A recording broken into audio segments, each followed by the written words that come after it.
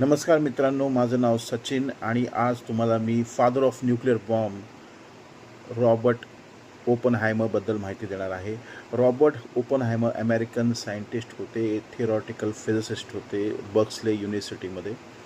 त्यांचे गुरु Arthur rider त्यांनी इन्स्पायर केलं होतं ओपनहायमरला, की तू भगवद्गीता वाच. आणि तसे पण ओपनहायमर फार इन्फ्लुएन्स्ड होते आपल्या इंडियन कल्चर, इंडियन फिलॉसॉफीला. तर मॅनहॅटन प्रोजेक्ट जो होता अमेरिकामध्ये फर्स्ट वर्ल्ड वॉरच्या काळात 1945च्या काळात की अमेरिकन्स युद्ध हारत होते वर्ल्ड वॉर. आणि त्यावेळी मॅनहॅटन प्रोजेक्ट त्यांनी लॉन्च केला होता. ओपनहायमर त्याला लीड करत होते प्रोजेक्ट. तर त्या प्रोजेक्टमध्ये असं होतं की न्यूक्लिअर एनर्जी त्यांना कन्वर्ट करायची होती न्यूक्लिअर वेपनमध्ये, वेपन ऑफ मास डिस्ट्रक्शन. ते जे त्यांनी नंतर यूज पण केलं हिरोशिमा आणि नागासाकी जपानवर. आणि त्याच्यानंतर फार त्यांना वाईट वाटलं होतं की बाबा काय बनवलं आहे मी हे. तर आज आपला विषय सांगायचा असा होता की हे सगळं करत असताना त्या माणसाला त्यांचा जे गुरु होते, ओपनहायमरचे गुरु होते आर्थर रायडर, ह्यांनी सांगितलं की तू भगवद्गीता वाच. का भगवद्गीतेमध्ये सगळं सोल्युशन आहे सगळ्या प्रॉब्लेम्सचे. लाईफ कशी वर्क करते आणि काय प्रॉब्लेम्स येतात आणि त्याचं सोल्युशन काय आहे, त्याच्यातून मार्ग कसा शोधायचा, हा सगळा गीतेमध्ये मार्गदर्शन आहे.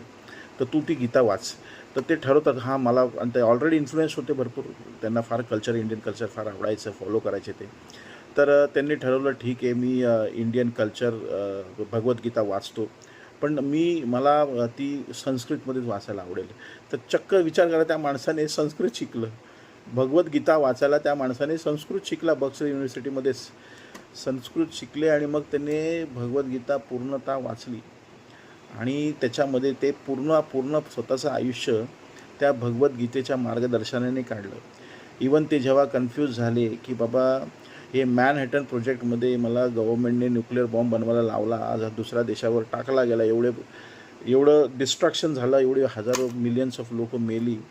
तर त्यांनी त्याची जबाबदारी पण घेतली आणि त्याच्यानंतर त्यांनी मार्ग शोधले काय ह्याचं हे हे डिफ्यूज कसं करू शकतो आपण, हे सिच्युएशन डिफ्यूज करू शकतो का, लोकांनी हे मास डिस्ट्रक्शन वेपन वापरू नये ह्याच्यासाठी त्यांनी मार्ग पण शोधले, लोकांना मदत, जगाला ह्याचं मार्गदर्शन पण केलं. पण सांगायचं महत्त्व काय आहे बघा ना, आज त्याच्यासारखा माणूस, एक फॉरेनर माणूस भगवद्गीतेचं मार्गदर्शन करतो आहे. आज आपण त्या भगवद्गीतेकडे लक्ष पण नाही देत.